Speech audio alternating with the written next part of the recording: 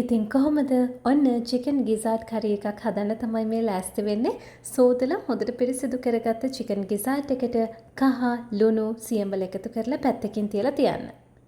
ඒ අතරතුරේ භාජනයක් ලිපේ තියලා තෙල් ටිකක් දාලා ඉඟුරු සුදුලුණු පේස්ට් එක, ලූණු, රම්පේ, කරපිංචා, කොච්චි, මිරිස්, තුනපහ, කහ මේ හැමදේම දාලා මේ විදිහට මිශ්‍ර කරගන්න. සෝයා සෝස් චුට්ටකුත් අපි දානවා.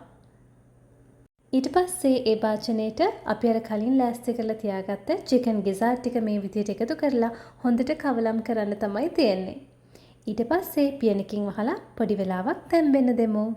වතුර ටික හිඳිනකම්ම වගේ මම ඔන්න චිකන් ගිසාඩ් ටික හොඳට තම්බ ගත්තා. මේක හරිම රස කරි එකක්. මං හිතනවා ඕගොල්ලොත් කැමති වෙයි කියලා හදලා බලන්න. අපි බලමුද? සුදු බත් එක්ක චිකන් ගිසාඩ් තියෙනවා. එතකොට ගොටුකොළ සම්බෝලයක් තියෙනවා. බිත්තරයක් බැදලා තියෙනවා. ඒ වගේම රසට හදපු පරිප්පු කරි එකකුත් තියෙනවා. මේක තමයි අද ලන්ච් එක.